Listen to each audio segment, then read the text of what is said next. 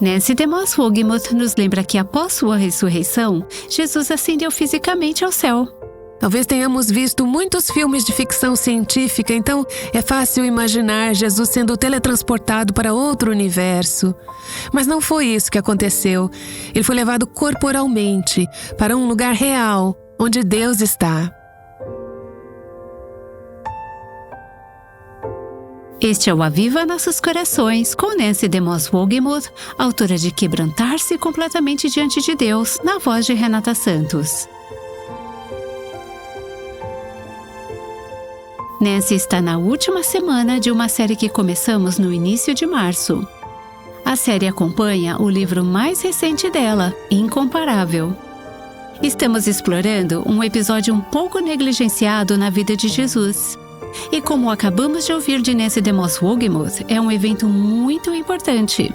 Essa mensagem faz parte da série da Nancy chamada Incomparável. Ela concluirá esta série na sexta-feira. Para ouvir a série completa ou caso tenha perdido algum episódio, acesse o nosso site avivanossoscorações.com.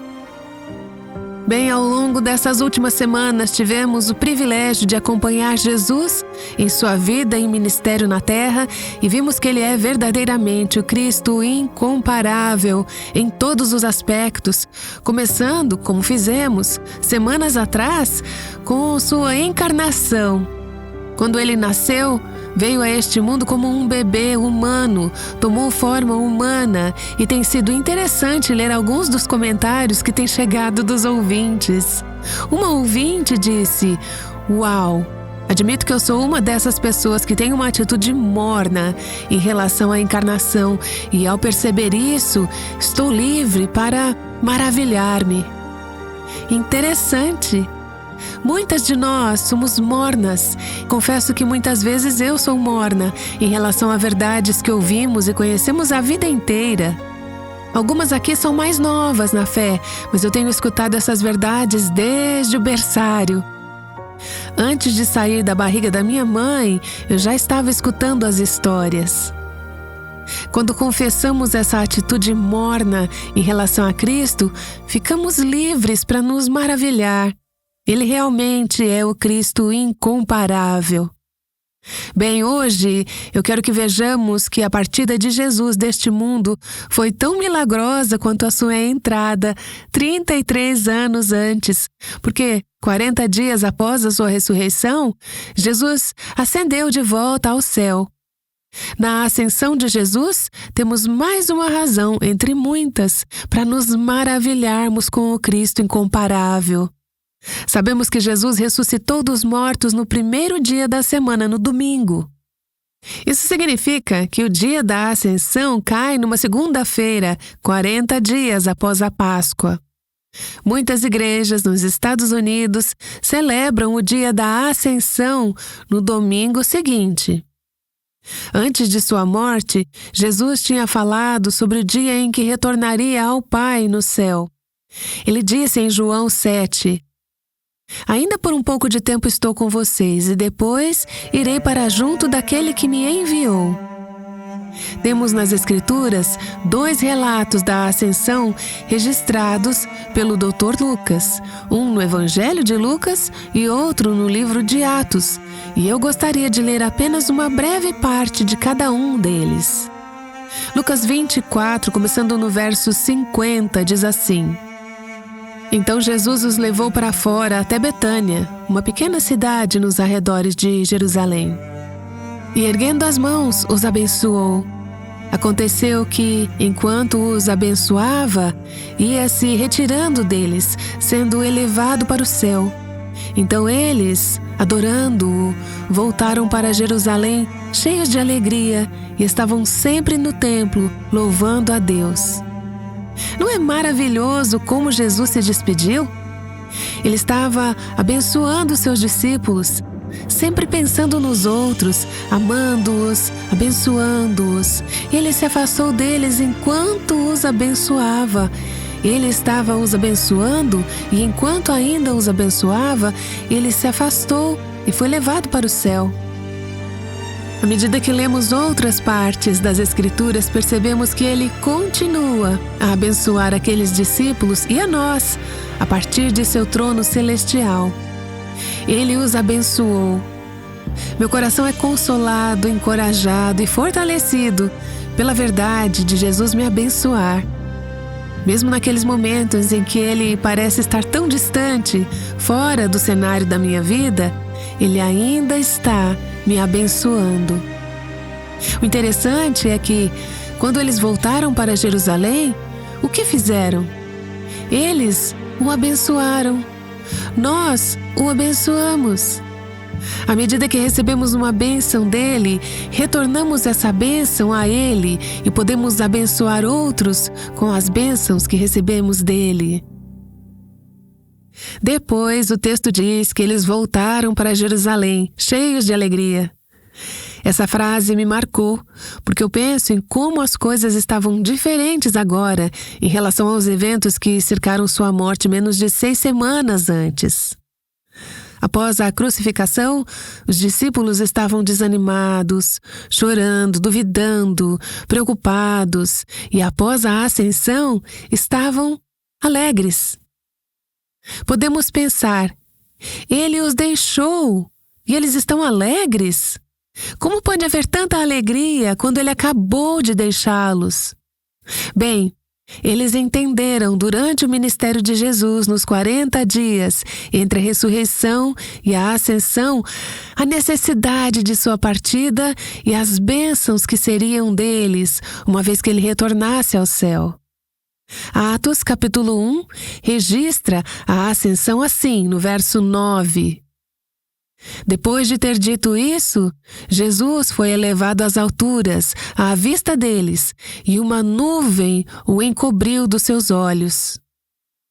A ascensão de Cristo é uma doutrina um pouco negligenciada hoje em dia.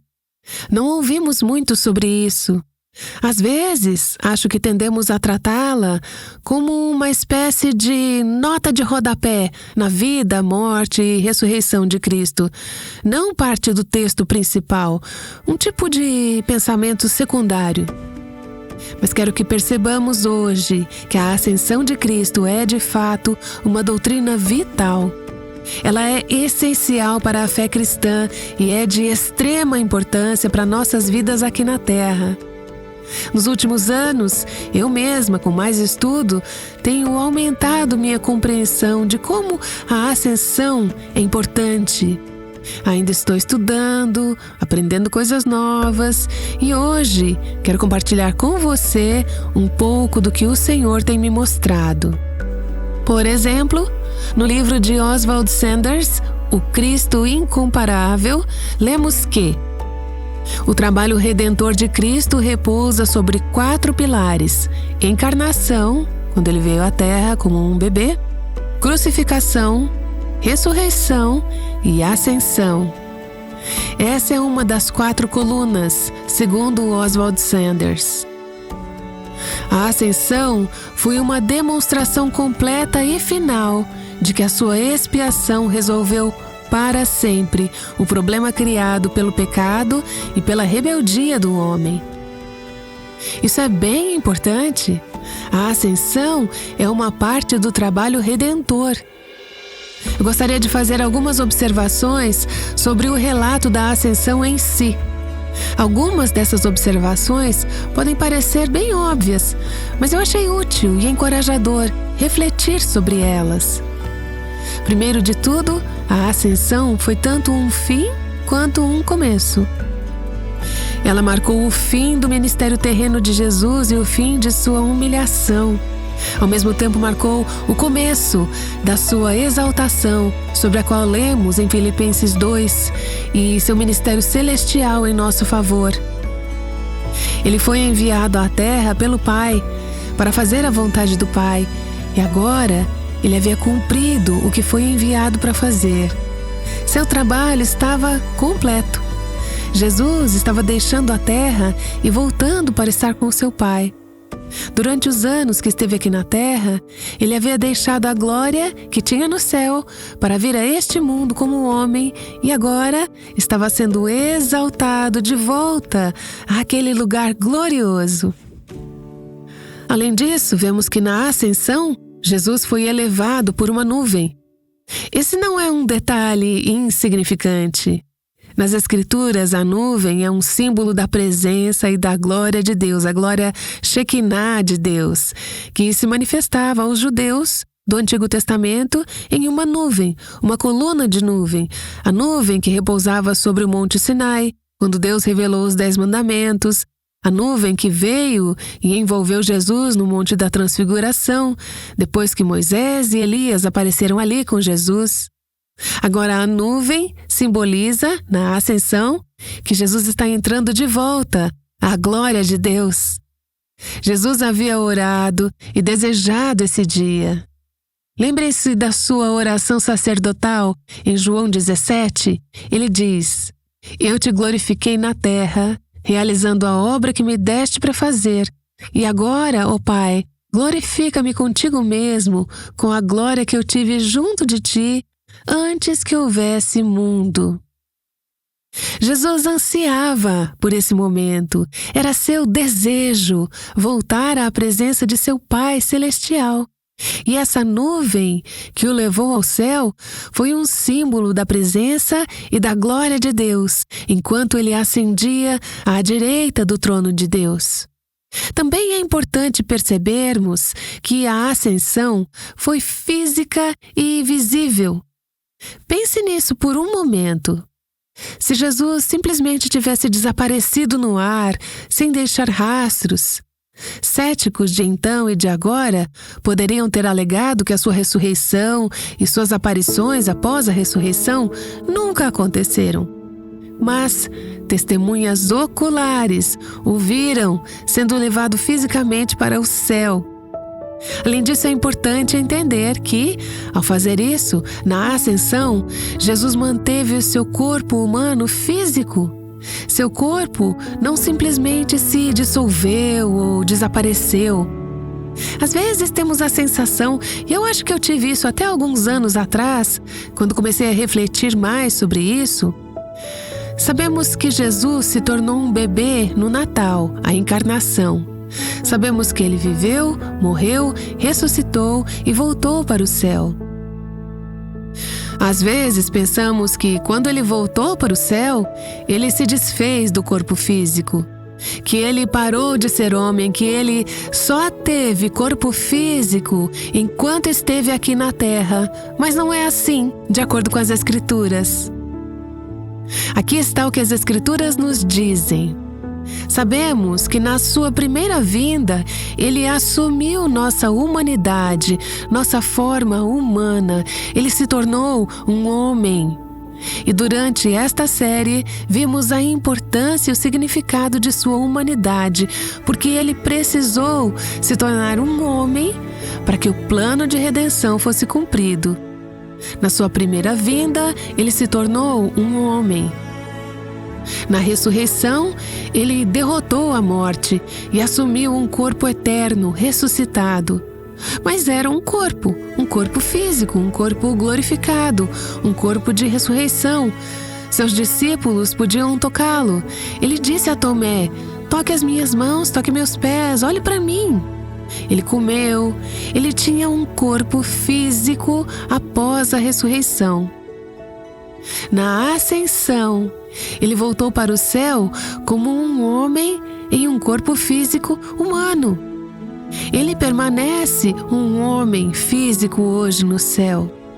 Na sua segunda vinda, ele voltará a esta terra com o mesmo corpo físico, momento em que ele ressuscitará nossos corpos para serem como o dele. Randy Alcorn coloca assim: Jesus se tornou um membro permanente da raça humana. Não apenas enquanto esteve aqui na Terra, mas um membro permanente da raça humana. Ele será para sempre totalmente Deus e totalmente homem. O Deus, homem, a reencarnação perpétua, contínua e eterna de Cristo, não apenas enquanto esteve aqui na terra, mas sempre no céu.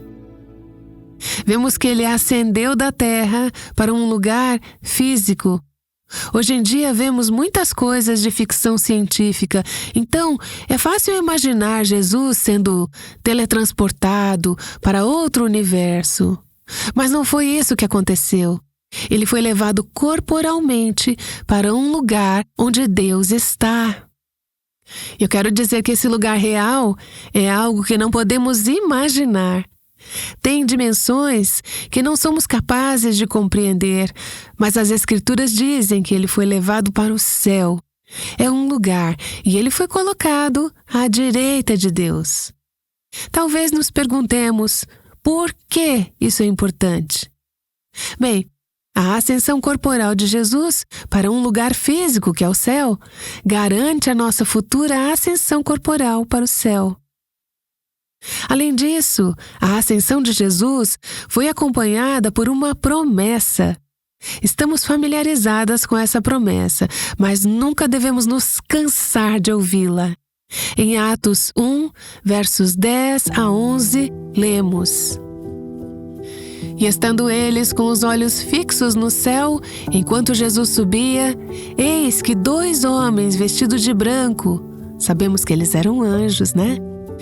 Se puseram ao lado deles e lhes disseram: Homens da Galileia, por que vocês estão olhando para as alturas? Esse Jesus que foi levado do meio de vocês para o céu virá do modo como vocês o viram subir. Há a promessa de que um dia haverá o retorno visível e corporal de Cristo. E vamos voltar a esse assunto em alguns dias, quando chegarmos ao final desta série. Mas eu gostaria de aproveitar alguns momentos do restante deste episódio para refletir sobre o que aconteceu depois que ele chegou ao céu e qual é o significado disso para nós agora, enquanto ainda estamos aqui na Terra. Há muitas coisas que poderíamos dizer, mas eu vou destacar 3 que acho particularmente importantes para nós. Primeiro de tudo, as Escrituras nos dizem que, quando ele chegou ao céu, ele se sentou, um símbolo, uma evidência, uma imagem de que o trabalho redentor estava concluído. Porém, como veremos na próxima sessão, o fato de ele estar sentado não significa que ele está parado. Ele ainda está muito ativo. E vamos falar sobre isso amanhã. Mas ele se sentou. E onde ele se sentou? Bem, Hebreus 1 nos diz: depois de ter feito a purificação dos pecados, assentou-se à direita da majestade nas alturas.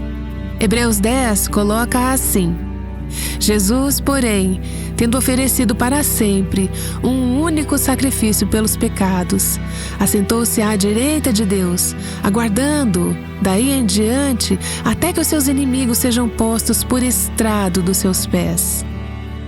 A vitória final ainda está por vir, mas ele está sentado ao lado do trono, nesse trono, como um símbolo da vitória, que é dele, como rei, reinante.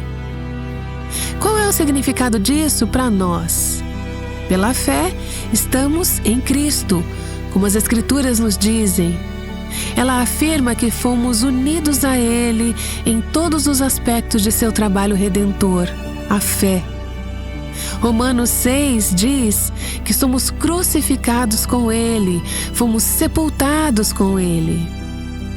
E Efésios 2 nos diz: mas Deus, sendo rico em misericórdia por causa do grande amor com que nos amou, e estando nós mortos em nossas transgressões, nos deu vida juntamente com Cristo. Crucificados com Ele, sepultados com Ele, ressuscitados com Ele. Ele nos ressuscitou com Ele e nos fez assentar nas regiões celestiais em Cristo Jesus. Algumas dessas coisas são surpreendentes, eu entendo. Podemos apenas entender superficialmente esse mistério. Porém, isso deve fortalecer a nossa fé, coragem e alegria quando percebemos que não apenas fomos crucificados com Cristo, como Ele morreu em nosso lugar, como foi nosso substituto. Quando Ele morreu, nós morremos. Ele foi sepultado, nós fomos sepultadas. Quando Ele ressuscitou dos mortos, nós ressuscitamos com Ele para viver uma nova vida com Ele. Agora fomos exaltados e assentados com Ele nos lugares celestiais. Todo o livro de Efésios é baseado nessa suposição de que estamos assentados com Cristo nos lugares celestiais. Enquanto vivenciamos a batalha espiritual, enquanto promovemos e proclamamos o reino de Cristo aqui na Terra, não fazemos isso sob as circunstâncias ou sob os poderes deste mundo. Fazemos isso pela fé, assentados com Cristo nos céus. Isso tem grande importância para a nossa fé.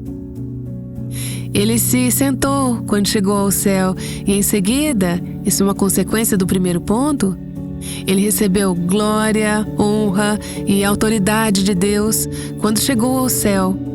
Ele foi estabelecido como cabeça da igreja. Deixe-me ler um parágrafo de Efésios 1. Efésios 1, verso 20 diz: Ele, Deus, exerceu esse poder em Cristo, ressuscitando-o dentre os mortos e fazendo-o sentar à sua direita nas regiões celestiais, acima de todo principado, potestade, poder, domínio e de todo nome que se possa mencionar, não só no presente século, mas também no vindouro. E sujeitou todas as coisas debaixo dos pés de Cristo e, para ser o cabeça sobre todas as coisas, o deu à igreja, a qual é o seu corpo, a plenitude daquele que a tudo enche em todas as coisas. Tudo isso faz parte do que aconteceu na ascensão, quando Jesus Cristo voltou ao céu e se assentou à direita de Deus.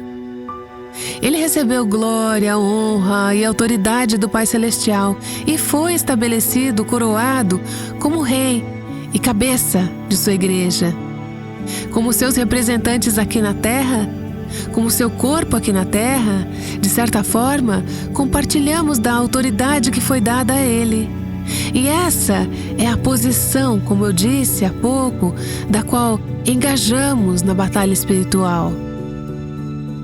Temos a incrível esperança de que na era vindoura experimentaremos essa posição e essa autoridade ainda mais plenamente, enquanto reinamos e governamos com Ele sobre a sua criação, sobre os anjos e sobre as nações. Isso é o que temos a esperar enquanto percebemos, com olhos de fé, Cristo que ascendeu, ressuscitado, assentado à direita do trono de Deus, com todo o poder e domínio e autoridade sobre os seus pés. Nós também reinaremos com Ele. E é aqui que temos essa promessa incrível em Apocalipse 3. Ao vencedor darei o direito de sentar-se comigo no meu trono, assim como também eu venci e me sentei com o meu Pai no seu trono.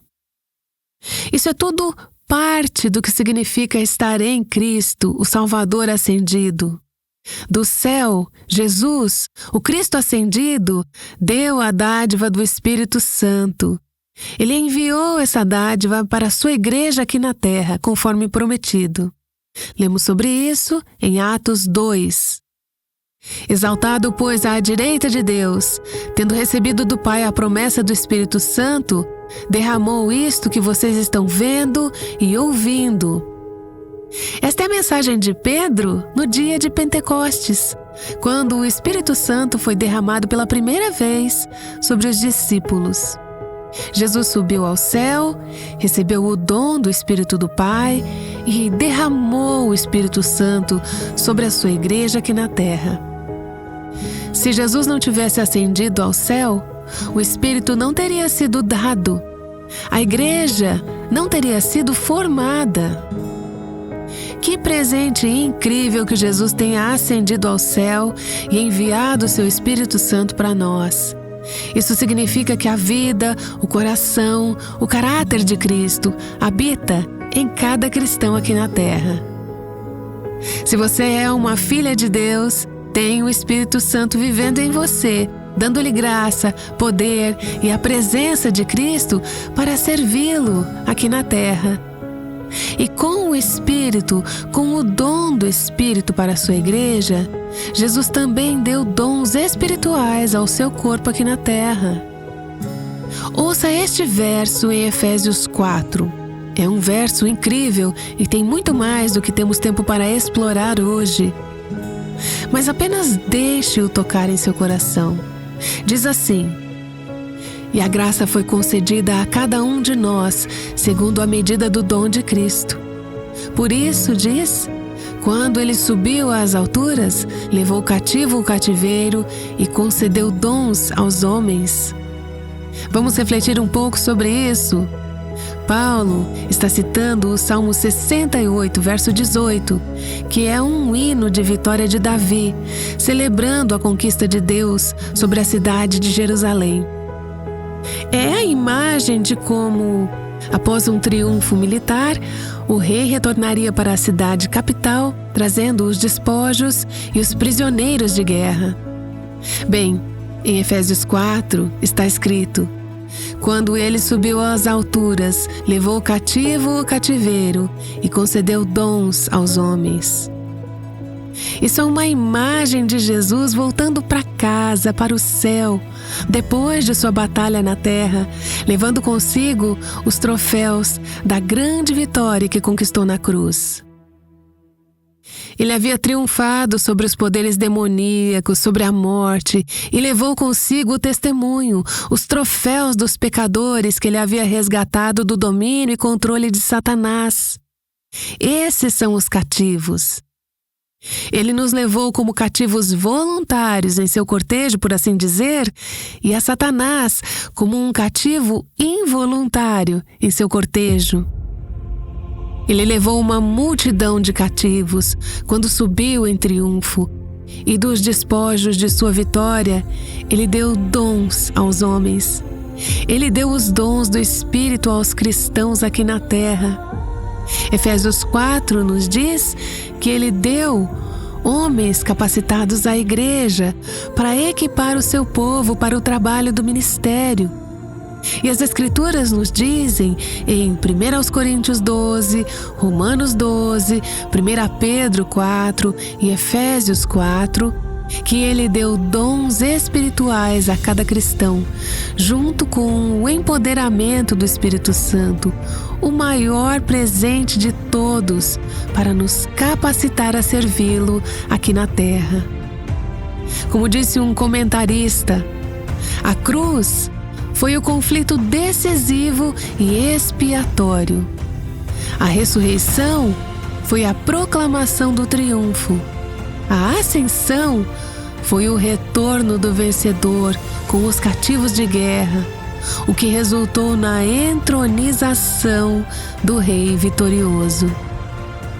Esse rei ascendido, como veremos amanhã, está vivo hoje e trabalhando ativamente em nosso favor no céu. Obrigada, obrigada, Senhor. Amém.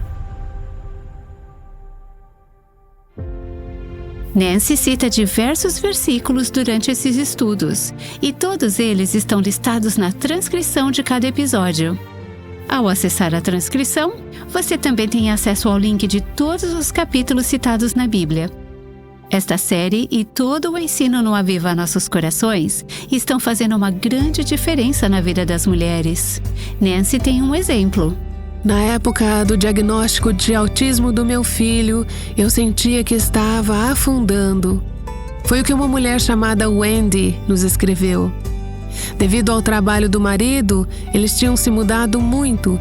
Então, quando receberam o diagnóstico de autismo, Wendy e seu marido estavam longe da família e não tinham muito apoio ao redor. Bem, Deus usou o Aviva Nossos Corações para encorajar Wendy durante esse tempo e continuou a fazê-lo quando seu segundo filho também foi diagnosticado com autismo. Ela escreveu: "O Aviva Nossos Corações tem sido para mim a mulher mais velha de Tito II.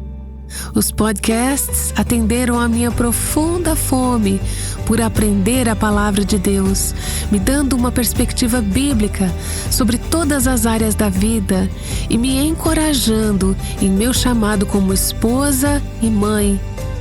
Sou imensamente grata por o Aviva Nossos Corações ter sido uma fonte de apoio para Wendy ao longo desses anos. Isso só foi possível graças às ouvintes que contribuem para o ministério. Agradecemos por suas orações e pelo seu apoio financeiro. Para fazer uma doação, visite o nosso site e clique na aba Doações." Bem, uma vez que Jesus ascendeu ao céu, o que ele começou a fazer? Amanhã, Nancy mostrará que Jesus está ativo, muito ativo, agora mesmo. Aguardamos você aqui no Aviva Nossos Corações.